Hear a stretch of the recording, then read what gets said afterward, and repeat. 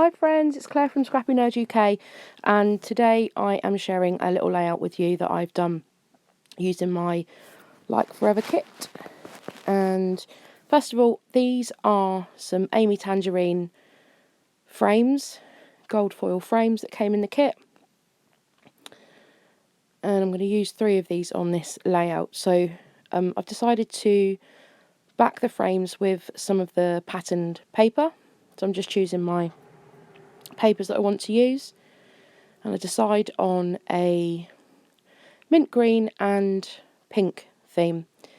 So I'm just choosing which bits I want to use, and I was going to go with a black on one of them, and I decided against it in the end. You'll see which ones I've chosen in just a second. So this layout was quite quick, to be fair. I think the embellishment took me longer than anything else. So I just use my ATG, which I absolutely love. I got this for Christmas. And just adhering that down on this strip of green mint checked paper. And just using my trimmer to cut that out. To be fair, on the other ones, or the other one, should I say, I just end up using my scissors because you've got the guide there to help you cut it out. So I've used that pink paper and I've centered the flower that says love in the middle of that. And then on the reverse of that paper, it's a mint with a mint paper with some little white crosses. And just deciding how I want these to lay out. So I'm going with 2 photos on this layout, and that's unusual for me because I normally only scrap with 1, but decided 2 for this one. And I'm just marking the positions of where the frames are going to be. Apologies if you can hear the trains going past. As I've said before, I live right next to a train track, and they're constantly coming past, so apologies for any noise in the background. So I've gone for some mixed media on this one. So I've just sprayed some water down onto my paper, and this is a Tim Holtz Distress ink in Tattered Rose. And I always worry with this colour because it does look like blood when it first goes on, but it does dry a nice dusky pink colour. And just popping my heat tool over it, and I've sped that up just to save you the boredom of watching that. And then I've gone back over without water just to darken that colour. So I've got a couple of shades of the Tattered Rose ink on this, and I've put it in a formation. So the reason I put the marks where the frames are going to go is because I just want the mixed media to go underneath the frames. I don't want it all over the page. And again, just drying that ink off because I'm impatient and can't bother to wait for it.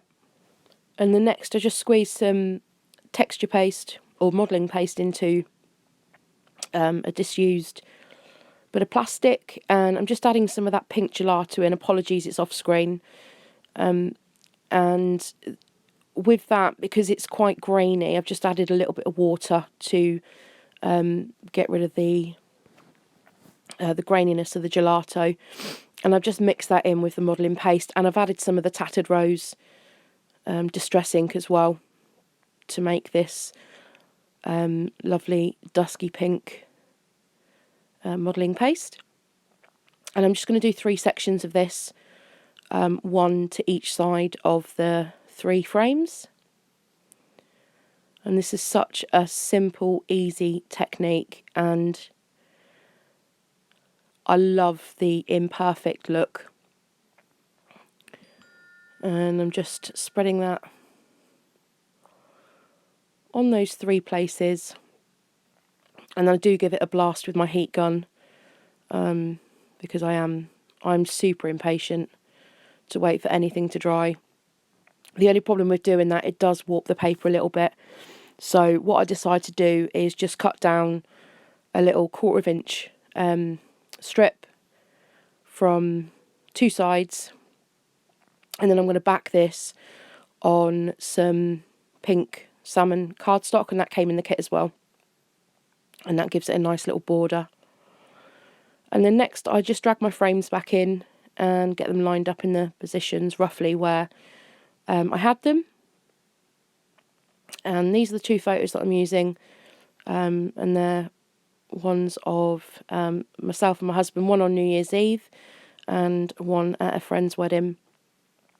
And I love this technique where I'll just back it on some vellum. It doesn't need any more pattern paper behind it because of it's got the pattern paper on the in the frames. So yep, just adjusting the position of those, and I decide that I want the frames for the 2 photographs in to be raised, so I just pop some fun foam behind, and the frame that doesn't have a photo in, I'm going to leave that one flat, so I'm just going to stick that one down. Lots of glue on that to make sure it stays stuck on that mixed media. And apologies for my croaky, wavering voice. I've still got a cold since Christmas Day, so just trying to make the most of it until it goes. And there we go, that's all stuck down. And then on to the fun part, which is the embellishing. So I've just pulled out the pack, and this kit is mainly the 1 Canoe 2 Hazelwood collection, which is a new one that's just come out from American Crafts. So I'm just dragging a few pieces of the ephemera in, and I decided that I want to put some wood veneer on this layout. Apologies, it is slightly off screen again. I am messing around with the positioning of my camera to get the best filming angle. And again, if I can ask you, if you haven't seen my previous video, I did ask for some feedback on the lighting, because I did get some studio lights for Christmas, so a thumbs up would indicate that the lighting's good on here, if you wouldn't mind. That'd be lovely. So I'm just pulling out these puffy stickers, and I absolutely love these floral puffy stickers. And I thought I might have hoarded them, but I'm in the frame of mind that it can't just sit in the packet. It needs to be used. So just getting it stuck down. So I've just pulled out a tag from my stash that matches, because I needed to ground that ephemera piece, that house ephemera piece on here. Just sticking those little the wooden hearts down. Those are just from my stash, and just adding a couple of those triangular enamel dots. And yeah, apologies, it is off screen. You will see them at the end. I've just added one little pink one and one of the mint ones. And again, just flicking through the ephemera, trying out different pieces, seeing what works, seeing what doesn't work, and just committing to, as soon as I've found something that I like, just committing to it and sticking it down, really.